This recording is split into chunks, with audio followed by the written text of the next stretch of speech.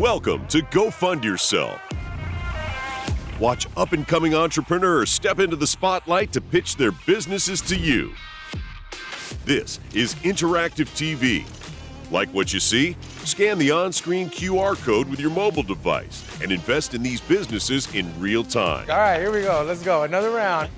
You decide whether to help these entrepreneurs' dreams come true I got to get me some of that. or tell them to go fund yourself. I'm in. You had me at Latino. I think there's a real opportunity there. Meet the Titans. Ready to ask the questions you, the investors, want answered. How do you make money? Creator of Go Fund Yourself, Rory Kataya. It makes sense to crowdfund something like this and get in now. Jason Waller. Can't tell you what to do, but this is a lottery ticket. David Meltzer. Things will go viral very quickly. This isn't just entertainment. Because there is a huge opportunity. With the money that you raise, what will you do with it? That's massive. Ooh, I like that. And now, it's time to go fund yourself.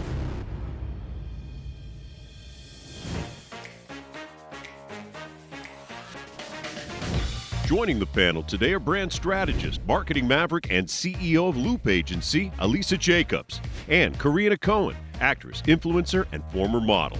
Coming to the stage now is Amanda Ortega, owner of Beyond Bottleshop, an Ohio-based business offering non-alcoholic and functional beverages. The non-alcoholic industry is growing rapidly. Gone are the days of Shirley Temples and tonic and lime. Today's social drinkers are looking for ritual, intention, and connection. I exist to connect the makers of the beverages with the people who can sell them to the consumers who are looking for them. Hi. Welcome. Hi. Hello. I'm Amanda Ortega, founder of Beyond Bottleshop in Central Ohio. I curate and sell non-alcoholic and functional beverages from makers all over the world. So you curate these things from different manufacturers from all over? Yes. Right now I'm in the retail business, so I'm selling directly to consumers, but I want to jump into distribution. I've been in business for a year. I've been sourcing, sampling, and then curating a selection of drinks that I think taste good, make you feel good, have clean ingredients. Can we taste them? Yes, we have I have some samples for you. That's great. What's the best one? I want Which the one best the sweetest? So the sweetest would probably be the pink one. That's Thank you. raspberry cardamom. Ooh. Raspberry hibiscus cardamom. What's this? That is an energizing mimosa made with Droma Awake and a sparkling tea. And this one? That's more like a nightcap, a ritual drink made with Droma Calm and Kava. What's this one? It's a ginger ale with Damiana herb and rosemary. This is giving old-fashioned. It's kind of like a replacement for an old fashioned, yeah. Cheers. Cheers. L'chaim. Salud.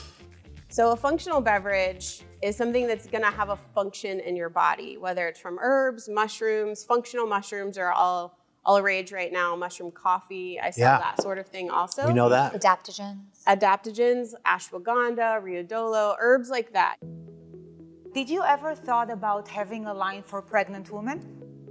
Yeah, they are a good option for pregnant women. It's a little tricky because there are certain herbs that you still have to be careful That's my of. question. So That's what I'm wondering. a lot of these drinks do have ashwagandha and herbs like that. So that's a great idea to have lines of things for certain situations where we can say we're leaning away from these ingredients for this particular time. Because I remember myself sitting in a bar and ordering a latte, you know? Yeah. It's not the sexiest thing to do. And you want to feel like kind of in the same environment. So I think it will be a lovely idea to have a line only for pregnant women. Right. You currently are a retailer and you want to become a distributor. Yes. And is that going to be in Ohio? For now, I'm from the hospitality industry. I have a background in restaurants and the wine business, actually. What prompted this is I had a wine business where I was sourcing intentionally made small vineyard organic wines, and then decided I needed to cut down on alcohol myself. So I was seeking out these sorts of options and having trouble finding really any in my area. Usually it takes a long time for us to get all the cool things. So I'm trying to bring the cool things to the Midwest because we need them too. Your retail sales, were they just local sales? Were you selling online like Amazon? What were you doing? Right now I buy from a middleman generally and sell them in my retail shop. And then I will also sell to local restaurants that I've built relationships with who want to have craft mocktails on their menu. But it's not that simple. You have to have non-alcoholic bitters, non-alcoholic vermouths, in addition to the non-alcoholic spirits. So I'm helping them source those ingredients, come up with recipes, figure out how to sell them on their menus. But right now, the way that I'm buying, I don't have a good margin for myself. I'm splitting my margin with these restaurants so that I can make it happen. So your business is really the local store. Yes, because there's a lot of education that goes into it also. Like what she's saying about what can I drink when I'm pregnant or what should I avoid? And just what do all these herbs do? It's like being an herbalist is a serious thing. There's a lot to know. A lot of these But you're herbs not can making be, these, so you're just sharing the information from the right. people that So make I want it. to be the connection. Yeah, she goes from retailer to distributor. Yeah. If I Yeah. can take a step back, because you Yeah. mentioned you used to work in wine shops and you've been in the industry. I was at Diageo and in the spirits industry for the last 20 years, and I understand that there's a massive shift to soberish, right? It is the greatest decline in the history of the spirits business. It's not just because of cannabis and alternative lifestyle, but also biohacking and everything else. I love Corinne's point about targeted demographics. Yeah. And I think that you're already a curator, right? I think we're thinking about this wrong. You are a boutique. You are curating collections from, if this was fashion, other brands. You would like to be able to cut out the middleman a little bit because you're currently the middlewoman. Right. And have greater margins by also having distribution, correct? Correct. And you're not white labeling the product. You are selling the liquid in the bottles. Yes. But you're basically sourcing it, and you're like the sommelier, if you will, but helping educate as well. That's exactly what I want to be doing. There is a need to know what these things are. So it's not just about the flavor, which makes it really cool and more complicated. If you're a restaurant or a bar, you have beer salespeople and you have wine salespeople come. Now that's because you legally have to do it that way. They don't legally have to buy these products through my company. But I'm gonna bring a selection of things I think are a good fit for them that I've already tried, I know how to use, I know how to sell, bring it to their location. So I'm cutting out a lot of the work. So could I that just they don't interrupt have for a time to second? do. I'm sorry. I guess I'm kind of struggling with what is the business? It sounds like you are or want to be a consultant to companies that have determined that they want to bring in some kind of alternative to alcohol beverage. And there's just so many things out there. But you have that expertise, so you can consult with restaurants and other establishments to say, these are the ones that you should go with, and here's why, and here's how you're gonna describe them. So that's a consulting business, and that makes a ton of sense to me. I could see the value in that. But then I'm also hearing about, I wanna be a distributor, and we have a retail store. Jason, are you feeling the same? Yeah, I'm feeling So the what same I'm way. hearing, I'm hearing is she something. currently has a retail location, and there's all these interferences in the profitability of her business. And through building a retail business, she's learned how to curate the appropriate products for the region. And so what she'd like to do is create a distributorship and leverage her experience by putting in the best non-alcoholic products for local restaurants and other retailers to start, so that in the Midwest, they now have what we have. So where's her cost going down? Because she's cutting the people out of the middle. She's the middle. It goes from she's retail buying- to wholesale. Okay. You want to create a warehouse, you want to take delivery of product and store, you want to take inventory and manage inventory? Is that what you want to do? Yeah, and then I would deliver to local. It would be more a local-based thing. Yeah. You want to be a wholesale distributor. Yes. Yeah, she wants to be a host. You nailed it. I guess I just struggle to think a local city will buy this much. Just one town. That's the critical. That's where I'm business. struggling. That's Like, it's the like, critical business issue. if you can't do it, on a larger scale, I just don't know how that can get to that. It Well, doesn't that's equal what- 1 + 1 is 2 for me. I mean, If you're taking the stuff on consignment, great, but if you have to lay out the dough on Right. the inventory and then wait on it. you wait and try and hope that people are going to buy it, and that's a tough business. So the question is, this will work if you believe that there's enough demand before the shelf life of this expires that you're going to carry and sell through inventory. For me as an investor, that's all I would. That's exactly what I'm focusing on. So here's what makes sense to me.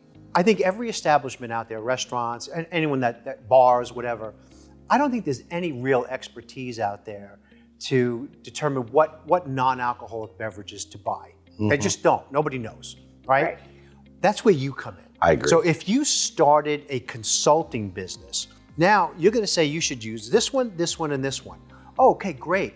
And by the way, I could provide those to you, right? And now you start to build up a monthly business, so they're buying through you. And that's how you launch your distribution business over a period of time. Yeah. But you start with your core expertise, which is the consulting, the amount of education that you've garnered for yourself by doing this for so long that nobody has. That's your value proposition, that you have that. Leverage that, monetize 100%. that. You know what, honestly, I think this is one of those things where I'd like you to come back on the show in 6 months. Because you gave me this. I don't know what this is, but this is fantastic. Yeah, mine too. Never had anything like this. I would want to buy this. I think this is great. It is good. And I would never have known about it but for you. So I'd like you to refine your business strategy, your pitch, what your ask is, and come back in 6 months and let's do this again. I think he's giving a really important point of what needs to happen first. You can fill a gap that is not reinventing the wheel. It is in every other beverage alcohol space. Do it better, do it faster, and then everything else unlocks. Great job. Really great. The Titan said I should come back in 6 months, so I guess that gives me a lot to work on and a way to refine my plan and my vision using the variety of advice that was given to me. Thank you, so good. Thank your you so much. advice. Enjoy your drinks. Thank you. I would love to help you. I think it's a great idea. I'm still excited to fill that gap in my community and beyond and just keep growing organically in the way that I am. And any amount of funding and investment and advice will definitely help me along the way. This was amazing. So she definitely has the intelligence to be that consultant and take that to the next level. So I'm glad that she came on the show, did that. Hopefully we can see her in 6 months and see what's happening. She's super bright, very talented, and I hope that we can have her come back.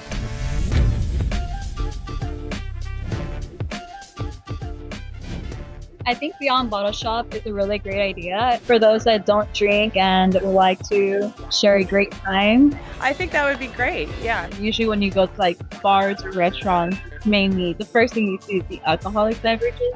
So it'd be nice to also see something that's healthy.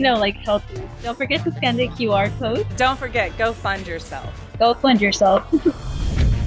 Joining the Titans for this next presentation are Wing Lam, CEO and co-founder of Wahoo's Fish Taco, and Shannon Carlson, president and founder of Curator 24, a full-service marketing agency. And here to present a breakthrough program for helping people regulate ADHD is Steve Hodgson, founder of Dose. I wanted to give someone an application in their pocket to help them live a more intentional life with ADHD, because there really isn't one tool for people with ADHD to really use. There's a lot of things that are just not accessible for everyone. We want to make this more accessible, more affordable for the average person to get help with their ADHD. Hey everyone, my name is Steve Hodgson. I'm here pitching you for Dose, the complete OS for ADHD. ADHD is attention deficit hyperactivity disorder. There's over 366 million people globally that are diagnosed with this. And the symptoms of that are what? So the symptoms of that are, again, hyperactivity, impulsivity is a big symptom. People with ADHD, we also are dealing with executive functioning that is less than what a normal or neurotypical person is dealing with. You know, when I first got my diagnosis, I turned to medication. I thought, okay, this is going to solve all my problems. My main symptom was being able to control my brain, to turn my brain off at times. And I couldn't do that. And I thought the medication was going to help me do that. It did not. After really spending about 1,000 hours just educating myself on ADHD, I realized that there's a whole lot more to ADHD than the things that everyone thinks about. There's emotional regulation, there's executive functioning, all these things that I just knew nothing about. And so once I started educating myself, I realized that medication is just a piece of it, but you also really need to know a lot of other things there too. What I did was I got into life coaching. I've done over 1,300 individual one-to-one coaching sessions to help people live a more intentional life with ADHD. About a year ago, I realized that there's a hole in the market with regards to software. One of my clients always ask me, like, Steve, what can I do? What's the magic bullet? What software can I use? And there really is nothing on the market. So that's where I came up with DOSE, the Comprehensive ADHD Command Center. I'm calling it the operating system for ADHD, but it's really a suite of products designed for that. DOSE stands for Daily Organization, Structure, and Execution. We have 4 comprehensive tools built into the software. We have Spark, which is for intentional thinking. People with ADHD, we're problem solvers. We just take care of what's in front of us and don't necessarily think about the big picture. So Spark is a way to do that, to think about a situation you're in, define what's that first thought that comes up, how does that affect the emotions, that then control the actions, whatever response you have to get you to that key result. There's a ton of other software out there that does these sorts of things, but we're bringing it all together and giving that comprehensive operating system for ADHD. I want to get to 1 million users of our software, but also what I'm How many do you have now? So we have about 500 right now. Pretty good. Okay, that's pretty good. It's pretty good, 500 in a short period of time. What kind of data have you collected so far on the 500 users that you have? Yeah, so far what they like about it is we're giving them a coaching session right in their pocket. The other big feature that's built into our software is an AI companion named Barkley. He's named after Dr. Russell Barkley, the pioneer in the ADHD community, and was the first to recognize something called rejection sensitivity dysphoria, or RSD. When we have rejection, sometimes that can send us in a tailspin. So what I'm hearing from my clients that have been testing this out is that we love this. This is what we're looking for, is I have a coach in my pocket. Can you give me an example of how somebody would wake up and use it every day? Yeah, so wake up, you access it on your phone. You can look at your calendar if you want. You could go in there and say, here's the things that I'm working on today. You can ask our AI companion, I lost my job. What's the first thing I should do within your app? And he will guide you to the right section. I was in a relationship. My girlfriend or boyfriend broke up with me. I'm dealing with some rejection. What do you recommend? And he'll steer you to the right place. And it will steer you to an area in the application where there's content to deal with that specific issue. Correct, yeah. And where does the content come from? So the content comes from my background and what's called cognitive behavioral therapy tools, or CBT. I like to rename it creative brain tools, so it doesn't sound as clinical. These are just industry components that I've used for years in my one-to-one coaching sessions. My only concern with apps like this, where you're prompting, you obviously are using you as the LLM, the learning model. I always tend to think, well, why can't I just go to ChatGPT and say, what would Dr. Barkley tell me to do? My girlfriend broke up with me. I lost my job. What would Dr. Barkley tell me to do? Because you've learned from Dr. Barkley, and he's the preeminent expert. Where do you see, not just for your app, but a differentiator for apps comparatively with AI?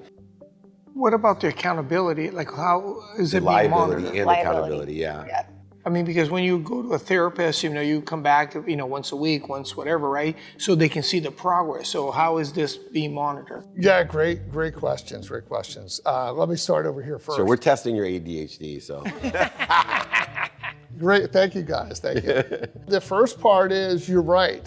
In the day and age today, AI is a big concern for a lot of companies. But what I see with my clients and what I've worked with is, I want to give them sort of that teach the person to fish as opposed to give them the fish. Okay. So that's why we have the AI companion, teaching you the tools now to kind of get yourself to the next level and think more intentionally. We also have a share with coach feature. They can share with me their intentional thinking maps, what they're dealing with rejection and sensitivity and emotional regulation. They can share that with me or other coaches as well. You said you have 500 clients. What's your revenue? Right now, we're pre-revenue. Okay. I saw some of your behind there. You had the free entry level, then the $14.99. I couldn't see. What was the next one above that? We have free and then so pro monthly and pro annual. So $14.99 a month, $149 annually. Okay. How often are you seeing people engage? So out of your 500 users, are people using it twice a day? Are they using it twice a week? We have a counter that keeps track of that. Right now, in the early stages, we are seeing a good, I'd say probably about 70% are using it on a daily basis. So that's one of the next features is push notifications saying, hey, remember to log in. How much are you looking to raise? I'm looking to raise $500K. And what I'm going to use that money for is grow the team. We have a team of 3 right now.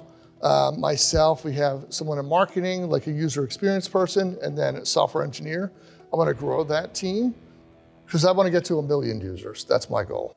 Any competitors right now that you see, I mean, any hurdles? There's 2 on the market, 2 very famous ADHD software packages that went through the Y Combinator solution. And one is called Shimmer.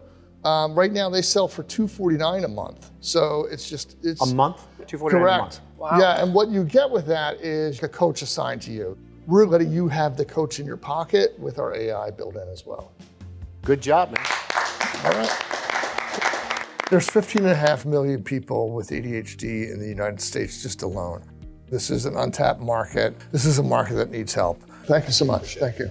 Thank you so much. Thank you. Hearing the expressions from the Titans assures that this is a great idea. It shows me that I'm really onto something. And I'm hoping doing things like this gets that exposure that we need. I work a lot with big pharma companies in the healthcare space, and I think there's definitely room for this. So many people with this disease feel very desperate, and they are looking to really find tools that can help them. So I do think there's value in it. I just think the marketing plan that goes with it has to be really thoughtful because it's a crowded space. Yeah. There's a market for ADHD coaches.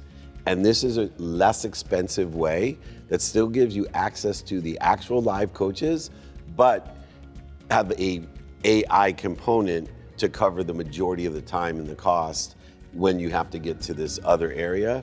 At $500,000, I would suggest really looking hard at investing in this business.